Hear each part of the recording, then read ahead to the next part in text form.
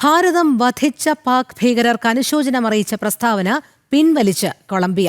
ഭാരതം നിരാശ പ്രകടിപ്പിച്ചതിന് പിന്നാലെയാണ് നിലപാടുമാറ്റം. ഓപ്പറേഷൻ സിന്ദൂർ വിശദീകരിക്കാൻ ബൊഗോട്ടയിലെത്തിയ ശശി തരൂർ MP ഉൾപ്പെട്ട സർവകക്ഷി സംഘം കൊളംബിയയുടെ നടപടിയിൽ അതൃപ്തി രേഖപ്പെടുത്തിയിരുന്നു. ഐസൻ ജോസ് ചേരുന്നു. ഐസൻ, മറ്റൊരു നയതന്ത്ര വിജയം എന്ന് തന്നെയല്ലേ ഇതിനെ വിശേഷിപ്പിക്കേണ്ടത്?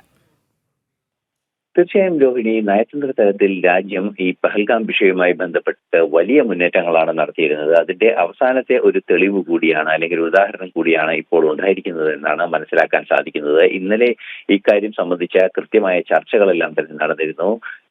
കൊളംബിയ സന്ദർശിച്ചത്, അതായത് പഹൽഗാം ആക്രമണത്തിന് ശേഷമുണ്ടായ ഓപ്പറേഷൻ സിന്ദൂറുമായി ബന്ധപ്പെട്ടുള്ള നടപടിക്രമങ്ങളുടെ ഭാഗമായി, അല്ലെങ്കിൽ സൈനിക നീക്കങ്ങളെ സംബന്ധിച്ച് വിശദീകരിക്കുന്നതിന് ശശി തരൂരിന്റെ നേതൃത്വത്തിൽ ഒരു സംഘമാണ് കൊളംബിയയിലെത്തിയത്. ശശി തരൂർ ഇക്കാര്യത്തിൽ, അതായത് കൊളംബിയ ഈ പാകിസ്ഥാനിൽ കൊല്ലപ്പെട്ട ഭീകരർക്ക് അനുശോചനം അറിയിച്ച ഒരു നിലപാടിനെ ഒരു ഖേദത്തോടെ നോക്കിക്കാണുന്നു എന്ന് വളരെ കൃത്യമായി പറയുകയും ചെയ്തു. അത് മാധ്യമങ്ങളോട് തന്നെ കൃത്യമായി പറയുകയും ചെയ്തു. അത് ഇന്നലെ ഏറെ ഗൗരവമുള്ള ഒരു വാർത്തയാവുകയും ചെയ്തിരുന്നു.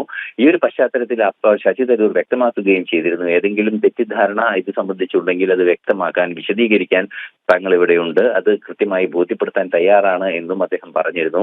അത്തരത്തിലൊരു കൃത്യമായ ചർച്ചകൾ, അത് സംബന്ധിച്ച് വിശദീകരണങ്ങളും ശശി തരൂരിന്റെ ഭാഗത്തു നിന്ന് ഉണ്ടായി എന്നാണ് ഇപ്പോൾ മനസ്സിലാക്കാൻ സാധിക്കുന്നത്. ഈ ഡെലിഗേഷന്റെ ഭാഗത്തു നിന്ന് വിശദമായ ബോധ്യപ്പെടുത്തലുകൾ ഉണ്ടായി എന്നതാണ് മനസ്സിലാക്കാൻ സാധിക്കുന്നത്. ഈ പശ്ചാത്തലത്തിലാണ് കൊളംബിയയുടെ ഭാഗത്തു നിന്ന് കൃത്യമായൊരു നയതന്ത്ര നിലപാടുണ്ടായതും ആ നയതന്ത്ര നിലപാടിന്റെ ഭാഗമായി ഈ വ്യാഖ്യാനങ്ങൾ, അല്ലെങ്കിൽ അനുശോചനം അറിയിച്ചുകൊണ്ടുള്ള, അല്ലെങ്കിൽ പാകിസ്ഥാന് അനുകൂലമായ ഒരു നിലപാട് സ്വീകരിച്ചതിനെ കൃത്യമായി പിൻവലിക്കുന്ന ഒരു നീക്കം കൊളംബിയയുടെ ഭാഗത്തു നിന്നുണ്ടായിരിക്കുന്നത്. നേരത്തെ രോഹിണി പറഞ്ഞതുപോലെ കൃത്യമായ ഒരു നയതന്ത്ര വിജയം, അല്ലെങ്കിൽ നയതന്ത്ര വിജയം എന്നതിനപ്പുറം ഭാരതത്തിന്റെ നിലപാടുകൾ, രാജ്യത്തിന്റെ നിലപാടുകൾ ലോകം അംഗീകരിക്കുന്നു. അത് ഭീകരവിരുദ്ധ നിലപാടുകളോട് ലോകം ഒത്തുചേരുന്നു, ഒന്നായി നിൽക്കുന്നു എന്നതിനെ ഒരു കൃത്യമായ തെളിവ് കൂടിയാണ്. തീർച്ചയായും ഇത് നയതന്ത്ര തലത്തിൽ വലിയൊരു വിജയമായി കണക്കാക്കാം. എന്നതിനപ്പുറം ഭാരതത്തിന്റെ ആത്മാഭിമാനത്തെ കൂടി അംഗീകരിക്കുന്നു ലോകം എന്നതിനെ ഒരു കൃത്യമായ ഉദാഹരണം കൂടിയാണ്. ശരി, ഐസൻ ജോസാണ് വിവരങ്ങൾ നൽകിയത്.